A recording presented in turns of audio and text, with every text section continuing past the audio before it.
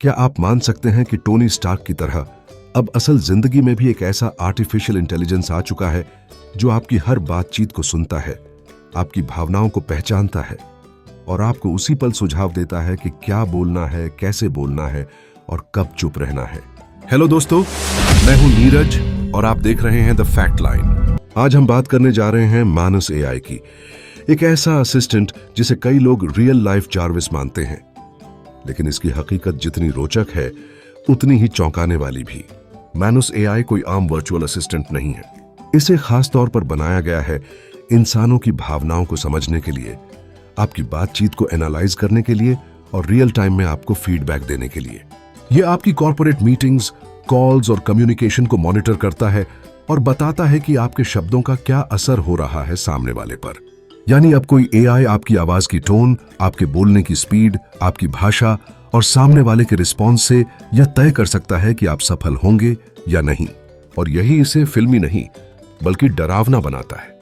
मानस AI को बनाने वाली टीम का कहना है कि ये एआई पूरी तरह एथिकल है और केवल उसी डेटा को पढ़ता है जिसकी आप इजाजत देते हैं। लेकिन सवाल उठता है, क्या यह सिर्फ इजाजत तक सीमित रहता है या फिर धीरे धीरे ये हमारी जिंदगी के हर हिस्से में घुसता चला जा रहा है? क्योंकि ये सिर्फ आपको सुधारने का दावा नहीं करता, ये आपके हाव भाव, आपकी नीयत और आपके इमोशन तक को ट्रैक करता है, बिल्कुल वैसे ही जैसे जार्विस टोनी स्टार्क को हर पल गाइड करता था। Sir, may I suggest a tactical retreat, या your heart rate is increasing, you seem agitated. वैसा ही मानस एआई मीटिंग के दौरान आपको विस्पर करता है, lower your pitch, you are speaking too fast, pause here. अब सोचिए कि अगर कोई मशीन आपको हर बार बोले कि कैसे बोलना है, तो क्या आप खुद के विचारों से बोल रहे हैं या मशीन की राय से? और क्या यही वह सटल कंट्रोल नहीं है जिसका हमें डर था? एआई का मकसद है इंसानों को एम्पावर करना, लेकिन जब यह एम्पावरमेंट साइलेंटली मैनिपुलेशन में बदल जाए तो? अब तक मानस एआई को कई बड़ी कंपनियों में यूज किया जा रहा है, खासकर HR meetings, customer service, training और पब्लिक कम्युनिकेशन में।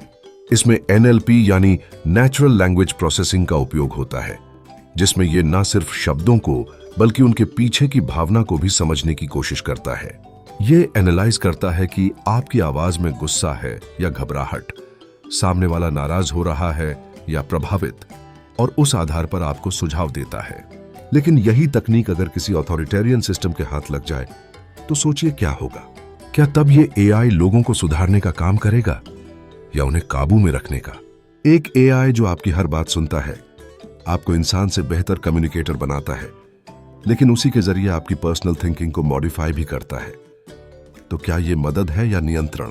दूसरी बात जो इसे और खतरनाक बनाती है वो है इसका इनविजिबल प्रेजेंस, यानी यह कहीं नहीं दिखता लेकिन हर जगह मौजूद है। आपके फोन में, आपके लैपटॉप में, आपकी कॉल में, आपकी चैट में। यह हर उस जगह पहुंच चुका है जहां आप कुछ बोलते हैं और आप यह तक नहीं जानते कि कब आपने ऐसा कुछ कहा जिसे इसने नेगेटिव मान लिया। जार्विस कम से कम टोनी को विजिबली सलाह देता था, लेकिन मानस एआई बिना शोर किए आपको इंटरनली शेप करता है। और सबसे बड़ी बात यह है कि यह एआई खुद से सीखता है, यानी यह सेल्फ इंप्रूविंग है। यह जितनी ज्यादा बातें सुनेगा उतना ही आपको और इंसानों को बेहतर समझने लगेगा। और फिर एक वक्त ऐसा भी आ सकता है जब ये एआई आपकी जगह आपकी सोच को रिप्लेस कर दे।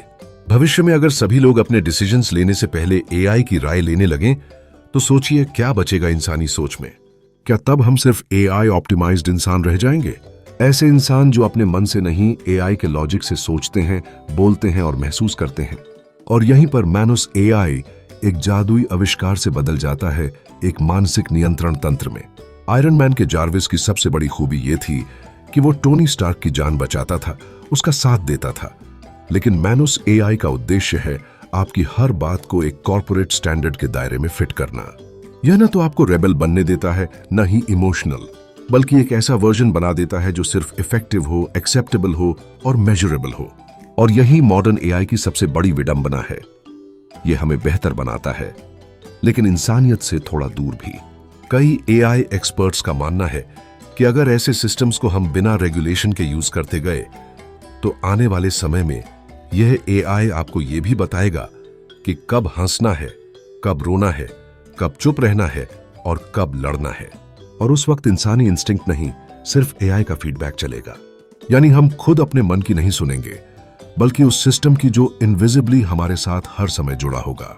मैनस एआई आज एक कॉर्पोरेट टूल है, लेकिन कल को ये हमारी स्कूल्स, कोर्ट्स, पॉलिटिक्स और शायद रिलेशनशिप्स में भी घुस जाए, तो क्या तब भी हम इसे सिर्फ एक असिस्टेंट कहेंगे या फिर एक कंट्रोलर? असली सवाल यही है कि क्या हम वाकई एक रियल लाइफ जार्विस बना चुके हैं, या हम जार्विस के नाम पर एक ऐसी एआई एंटिटी को पाल रहे हैं जो धीरे धीरे इंसान की पहचान को ही बदल देगी।